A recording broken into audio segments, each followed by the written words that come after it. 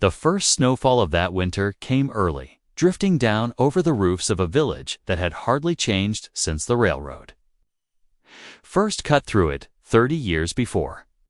The clapboard houses stood close together, with their wide porches sagging from time and weather. Smoke rose from chimneys in crooked lines, and lanterns glowed in windows where families gathered close to stoves. Life moved slow here, though gossip traveled faster than the stagecoach. People worked hard, lived plain, and minded each other's business as if it were their own. It was the sort of place where newcomers were noticed the moment they stepped off the coach.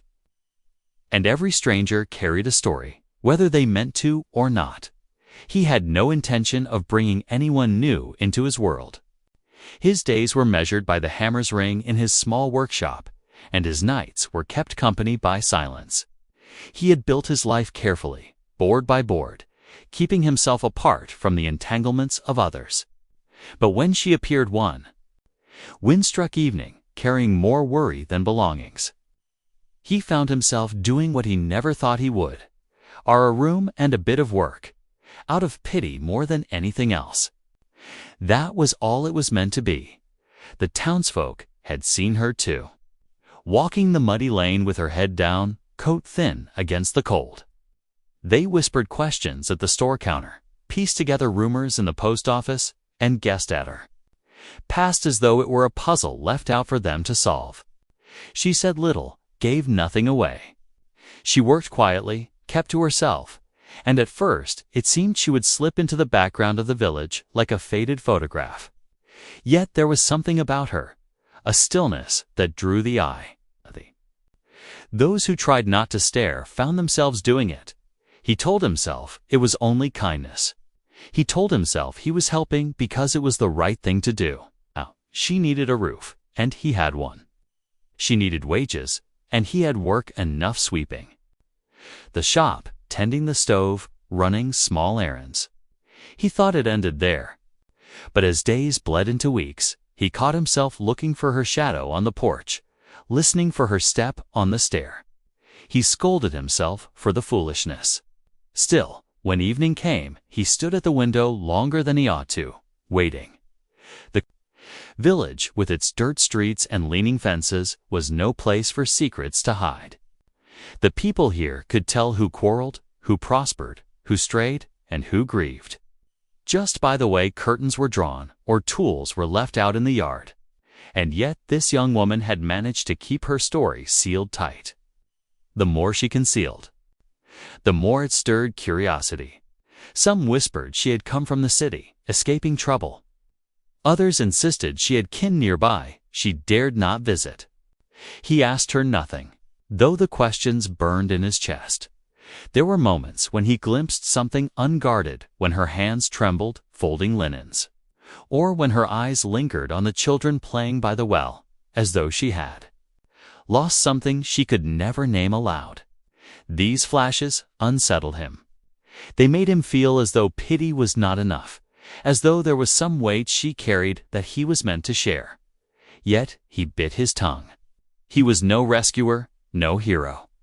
He was a man who kept to his work and his four walls. That had always been enough. Winter deepened. The roads froze, the river stiffened under ice, and the villagers closed themselves in. Each night, the sound of sleigh bells drifted past his shop, fading into the white silence. He found himself listening for her laugh, though he had never heard it. He imagined it anyway, as though some part of him already knew the sound. More and more often, he stood at the window, the lamplight behind him casting his figure long across the room. He told himself he was only keeping watch over his property, making sure the streets stayed safe. But the truth pressed against him each time he caught her silhouette, passing beneath the lantern at the gate. He could not say what it was that bound his thoughts to her.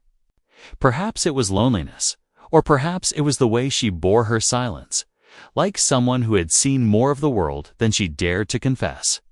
Whatever it was, he could not unfasten himself from it. And though he fought against it, the waiting grew into a ritual. One night, with snow pressing against the glass and the village muffled into quiet, he caught himself leaning close to the window again. Outside, the street lay empty, but a sound carried through the stillness, a sound that did not belong. It was soft at first, like something dragging, then sharper, like a cry quickly swallowed. He stiffened, breath held, eyes searching the pale glow of the street, and just as he thought to step back, he saw her figure moving fast between the shadows, her coat torn open, her face pale even in the dim light. She did not turn toward the shop, did not look his way, but hurried past as though chased by something unseen. His hand lifted to the latch of the door, but he froze, torn between the instinct to stay behind his walls and the pull to follow. That moment stretched long, filled with a tension that bent the silence around him. He could not yet know if he would remain a man of pity and distance, or if this night would drag him out of his quiet life into hers, with all the secrets it carried. And as the snow fell heavier, covering tracks as quickly as they were made, he realized that waiting at the window was no longer enough. Something had shifted, something he could neither deny nor name. But before he could move, before he could even draw his coat from the peg, the darkness outside seemed to close in around her, and she was gone.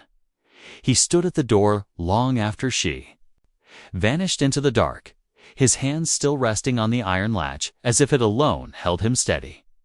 The snow pressed harder against the window panes, thickening the night until the street blurred and the lamplight flickered dim.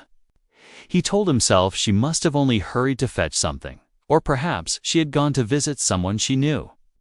But the way she moved, the way her coat hung open, and the look he thought he caught on her face gnawed at him. He had seen fear before in animals cornered in the wild, and what he glimpsed then felt too close to that. He did not sleep much that night. The shop was warm, the fire steady, but every creak of timber made him listen hard. Every gust of wind carried the echo of that strange sound he had heard before she appeared.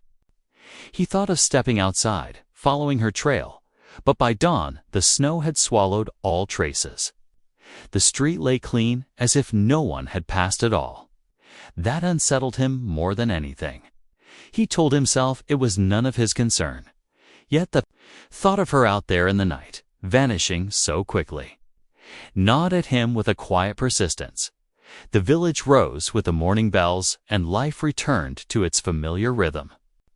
Children ran to the schoolhouse, men gathered at the mill, and women carried baskets to the general store.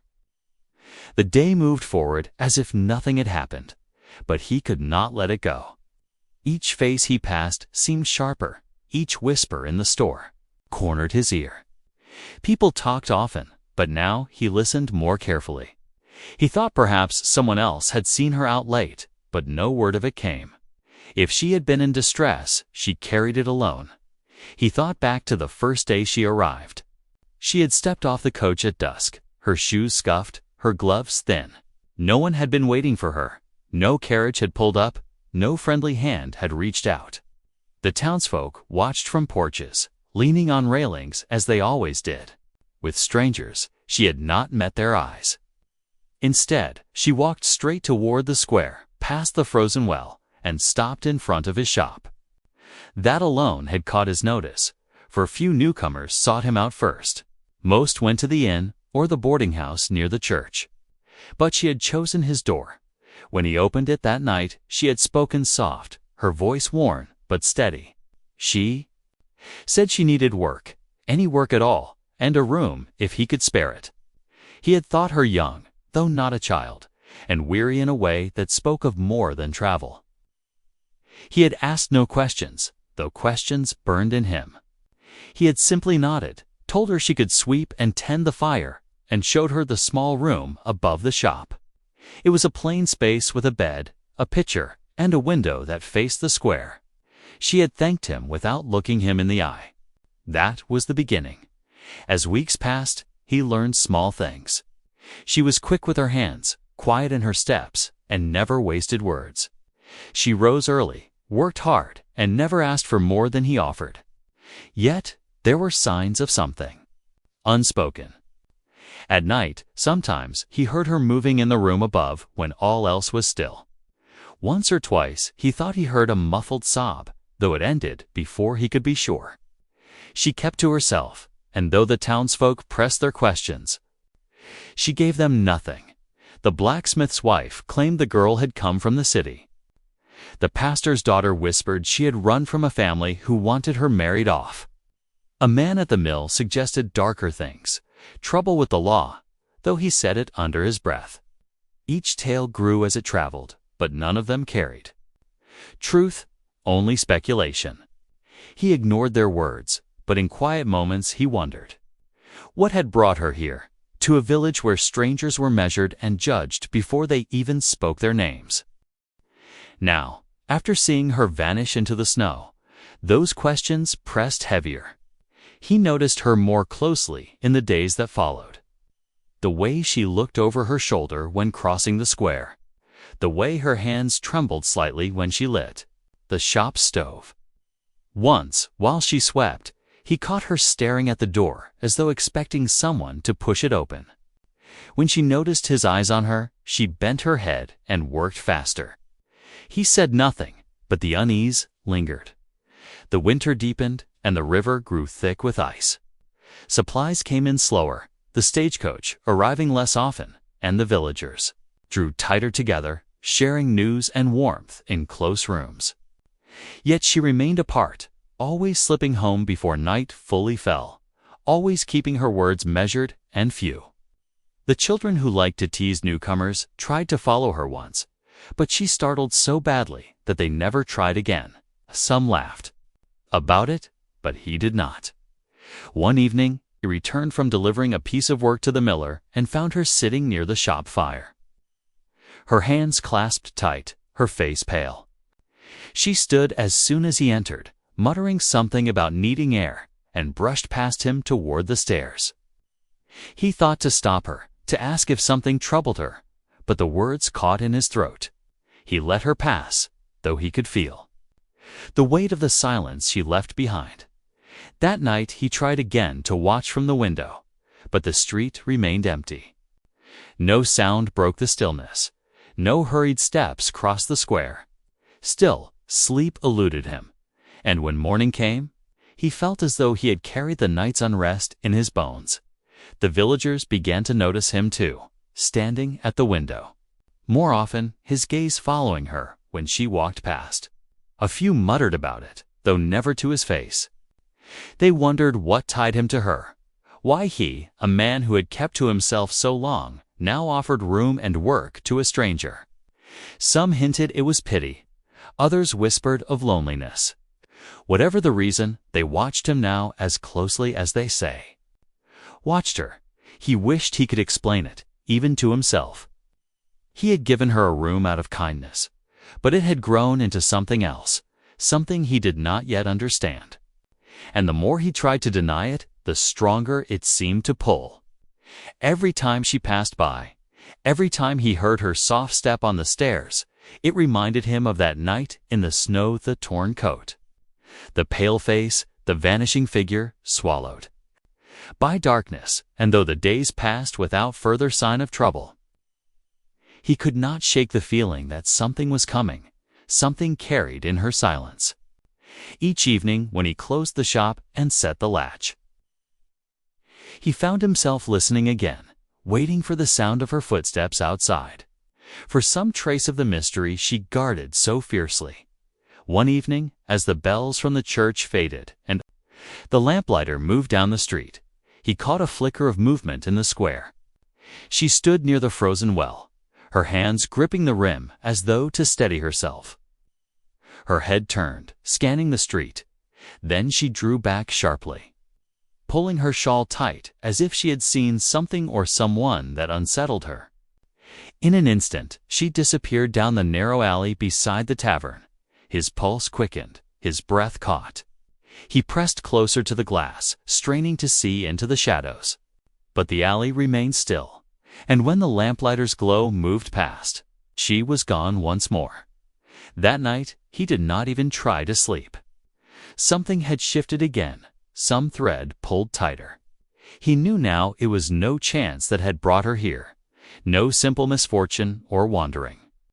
She carried something with her, something that had followed her into this quiet village. And though he told himself it was not his burden, he could no longer deny he was bound to it, and so he waited, his eyes fixed on the darkened street, knowing the silence could not last forever. Something, whether shadow, secret, or storm, was moving closer. And when it came, he would no longer be able to stand at the window and pretend he was only watching. The days that followed carried a strangeness, as though the village itself sensed something stirring beneath its frozen calm. Snow lay thick. Over the rooftops, smoke drifted steady from the chimneys, and the bells from the church marked the hours as they always had. Yet he felt a shift in the air, a current of unease that threaded through the ordinary. He watched her closely, though, never openly enough to betray himself. She moved about the shop with her usual quietness, tending the fire, dusting the shelves, sweeping the floor. To anyone else, nothing seemed different. But he noticed the way her eyes lingered on the door as if bracing for it to open. The way she startled at sounds others would ignore. It was as though she lived half in shadow, half in the world.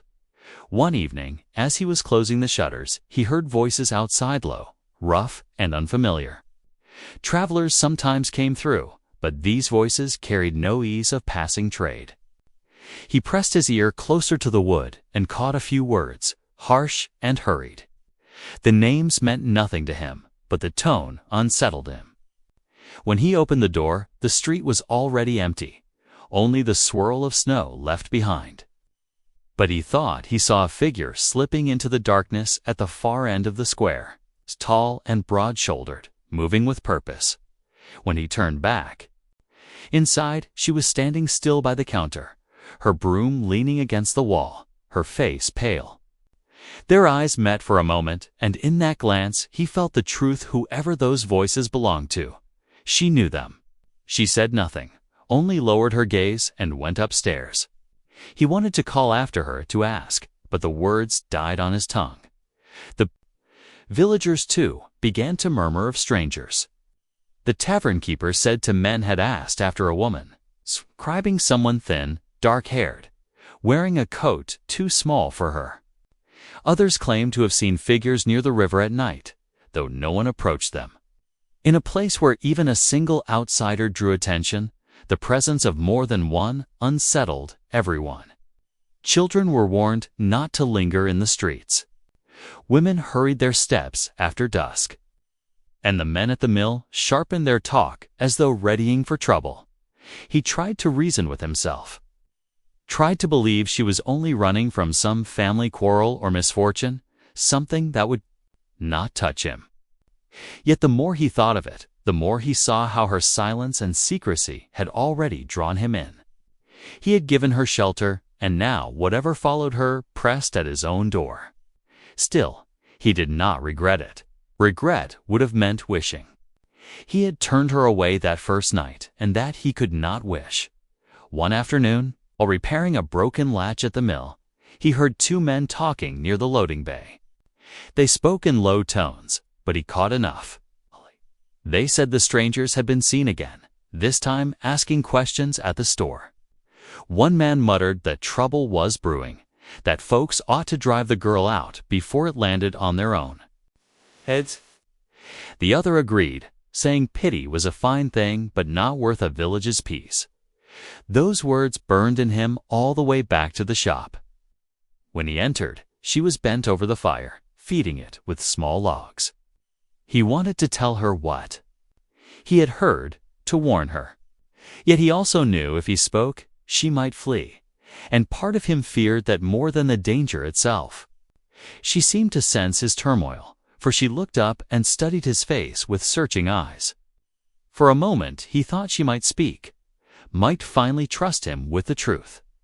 But she only pressed her lips together, rose, and slipped away to her room. The nights grew heavier, silence broken only by the distant jingle of sleigh bells or the bark of a dog. He kept to his window, waiting as though the glass itself might give answers.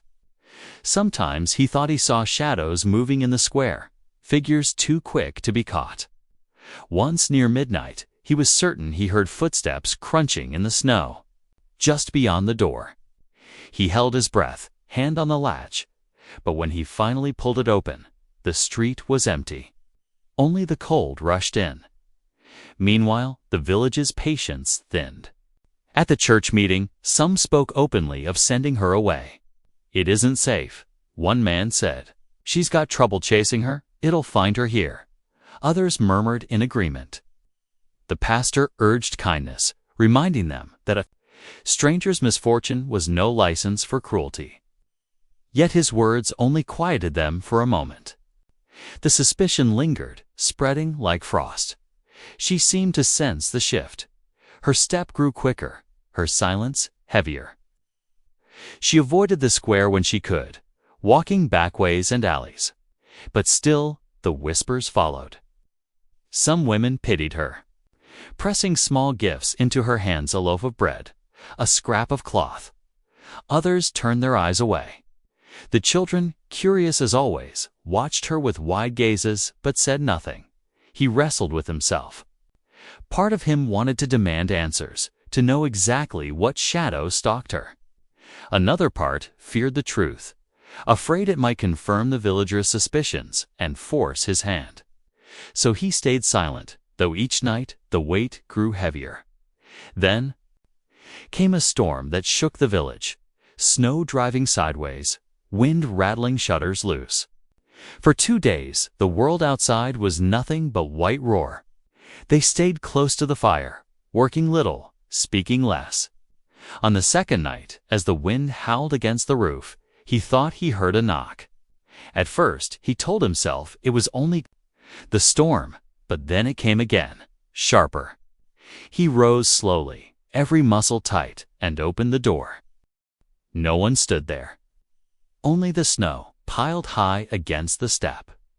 But half buried in the drift lay a scrap of cloth, dark and heavy, not from any villager's coat he knew. He bent to pick it up, and as he did, he felt her presence behind him. She had come down the stairs silently, her face pale in the firelight. When she saw what he held, her lips parted as if to speak, but no words came. For a moment they stood in the doorway together, the storm raging beyond, the silence between them louder still. Then she turned and fled back upstairs. He remained there a long while, staring at the snow until his fingers numbed. Whoever left that cloth had been close enough to touch the very step of his shop. And she knew what it meant. That much was clear. The next day, when the storm eased, word spread quickly that one of the strangers had been spotted near the tavern. Some said he was asking questions still. Others claimed he carried a scar on his cheek, a mark that made him hard to forget. The villagers grew restless, muttering of danger, muttering of blame. They looked toward his shop more often now, their eyes sharp with suspicion. At dusk, as he drew the shutters tight, he felt the choice pressing on him. He could confront her, force the truth, or he could remain silent and wait for whatever shadow stalked her to show itself. Either way, the calm of his life, the quiet order he had kept so carefully, was already shattered. Upstairs, he heard her pacing. Her footsteps carried a weight, as though she knew time was slipping fast. And as he stood in the shop, listening to her move in the room above, he realized the true conflict was no longer between her and the strangers who hunted her. It was between his need to protect his solitude and the pull to step into her storm. And while the snow fell steady, cloaking the village in stillness, he knew the night ahead would bring no peace. For the shadows had drawn near, and the walls he had built around his life were no longer enough to keep them out. The days grew shorter still, though each seemed stretched thin with unease. Snow piled high against fences, chimneys smoked all day long, and yet the streets felt emptier, as if the whole village had begun holding its breath.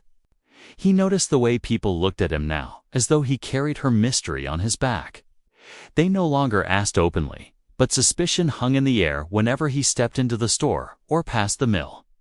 What he felt most was not their words, but their silence. Inside the shop, he tried to keep things as they had been, though nothing felt ordinary anymore. She worked in her quiet way, keeping to the tasks he gave her. But her silence had changed. It was no longer the stillness of someone content to be unnoticed. It was the silence of someone cornered, bracing against a storm she knew would break. He caught her glancing toward the window more often, pausing when footsteps passed outside, freezing when voices rose near the door. When their eyes met, she looked away quickly, as if to spare him a truth she could not speak aloud. One evening, just as he was about to close, the door creaked open and a gust of cold rushed in. Two men stepped across the threshold. He had not seen them before, but they carried themselves as though they belonged nowhere and everywhere. Hard eyes, rough coats, boots caked with travel. The taller of the two had a scar that cut down across his cheek, sharp even in the lamplight. The other wore his hat low, shadowing his face. They did not buy anything. They asked questions. Simple at first, how long he had been in the village, whether he had seen any new faces. He answered with care, giving nothing away, though every word felt weighted. When their eyes swept the shop, pausing a moment too long on the stairs that led to her room, his chest tightened. They left without buying a nail or a hinge, and yet the sound of the latch falling shut behind them felt like the start of something that could not be undone. Upstairs, he found her sitting stiff on the edge of the bed, her hands clutched in her lap. She had heard their voices. He did not ask how she knew them. Her silence told him enough. He wanted to tell her she was safe under his roof, but the words felt fragile against the shadow of those men. Instead, he sat in the chair by the door, as though his presence alone could keep the night at bay.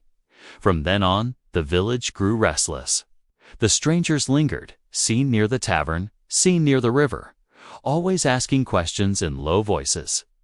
The tavern keepers swore they were looking for someone who owed them, though he spoke as if he wished he hadn't said even that. The women at the well crossed themselves when they spoke of them. The men muttered about running them out, but no one stepped forward. It was easier to let the trouble circle and hope it passed, but he knew it would not pass. Each night he heard the crunch of footsteps in the snow outside the shop, slow and deliberate. Once he thought he saw a figure lean against the far fence, watching. Another time he caught the glint of lamplight on something metallic just before the darkness swallowed it again. The fear that had lived only in her eyes had now settled in his bones. The tension stretched tighter with each day. The pastor's wife stopped by one afternoon, pressing a loaf of bread into his hands with a look that was more warning than kindness. "This village is no place for secrets," she said softly, though her eyes told him she already knew. He thanked her and closed the door quickly, feeling the weight of her words settle heavy in the room. That night, as he stood at the window, he saw her slip out into the square. She moved quickly, shawl pulled tight, her breath visible in the cold air. He hesitated only a moment before pulling on his coat and following at a distance. The streets were nearly empty, only the faint glow of lanterns casting long shadows. She turned down an alley by the tavern, where the snow lay untouched. When he reached the corner, he froze. Two figures stood there with Hertha, same men who had entered his shop. Their voices carried low and sharp, though the words blurred in the cold wind. He saw her shake her head, stepping back. The taller man reached toward her, and in that instant, something in him broke. He stepped forward, his boots crunching hard against the snow. The men turned at once. Their eyes narrowed as they recognized him. For a moment, no one spoke. The girl's face was pale, her eyes wide, caught between them. He forced himself to stand firm, though his heart pounded so hard it hurt. "She works for me," he said, his voice steadier than he felt. "If you've business, it's with me." The scarred man smiled without warmth. "Then you've taken in what isn't yours." His words were heavy, carrying threat beneath their calm. The other man stepped closer, his shadow stretching long across the snow. The girl looked as if she might faint, her lips parted, but no sound escaping. He did not know what to say next, only that he could not back down. He stood his ground until a door creaked open somewhere farther down the street, and a lantern's light spilled out. The two men exchanged a look, then stepped back into the shadows. "We'll speak again," the scarred one muttered before. They vanished into the night. The girl swayed on her feet, and he caught her arm before she fell. She pulled away quickly, but the tremble in her hands gave her away. They walked back in silence, the snow crunching underfoot, the air between them heavy with what had not been said. That night, neither of them slept. He sat by the fire, listening for sounds outside, while upstairs her footsteps moved back and forth across the floor. He could feel her fear pressing through the ceiling, could feel it sinking into his own skin. Whatever bound those men to her, it was not finished. The next day, the village stirred with rumors. Word had spread that he had stood against the strangers in the alley. Some admired it, others called it foolish. But all agreed the matter was no longer just hers, belonged to the whole town now. Whispers grew louder, eyes sharper. As dusk fell, he saw the strangers again, standing at the edge of the square, their figures stark against the snow. They made no move to hide, as if daring anyone to confront them. The villagers avoided their gaze, slipping quickly indoors, but from behind curtains and shutters, eyes watched. The air felt charged, as though the village itself waited for something to break. Inside the shop, he found her clutching a small bundle, as if preparing to leave. Her face was set with resolve, though her hands trembled. "I can't stay," she whispered, her voice raw. He wanted to argue, to tell her she was safer with him, but the words caught in his throat. For the first time, he saw how determined she was, how much she believed leaving was the only way to protect him. But before either of them could speak again, a sharp knock rattled the door. The sound cut through the silence, hard and deliberate. He froze, his eyes darting to hers. She stood motionless, her face drained of color, her bundle slipping from her hands to the floor. The knock came again, louder this time, echoing through the small shop. The fire hissed, the wind pressed against the shutters, and still the knocking came. Whoever stood outside was not passing through. They were waiting. And in that moment, with the air heavy and the walls closing in, he knew the night had brought them to the edge of something they could no longer avoid. The conflict that had crept in like a shadow was now at the very door, demanding to be faced. The moment before the storm breaks had arrived, and neither of them could step back into silence. The knocking seemed to echo forever, each strike against the wood louder than the last. He stood frozen, his hand hovering over the latch, his heart pounding like a drum inside his chest. She stood just behind him, her breath shallow, her bundle forgotten at her feet. When the third knock came, sharper than the first two, he knew. They could not ignore it. Slowly, with a steadiness he forced into his trembling hand, he unlatched the door and pulled it open. The two men stood there, snow clinging to their coats, their faces set hard. Behind them, the village square lay hushed, every window dark, though he felt sure eyes were watching from behind curtains. The scarred one stepped forward first, his voice low but cutting through the still air. "You've sheltered what doesn't belong to you. We've come to take her back." The girl stepped forward then, her voice breaking the silence for the first time. "No," she said, soft but steady. "I will not go with you." Her words seemed to hang in the air, fragile yet stronger than anything she had spoken before. Her hands clenched at her sides, and though she trembled, stood her ground. The scarred man sneered, but before he could move closer, The other villagers began to emerge from their houses. First one door opened, then another, lanterns flickering into the square.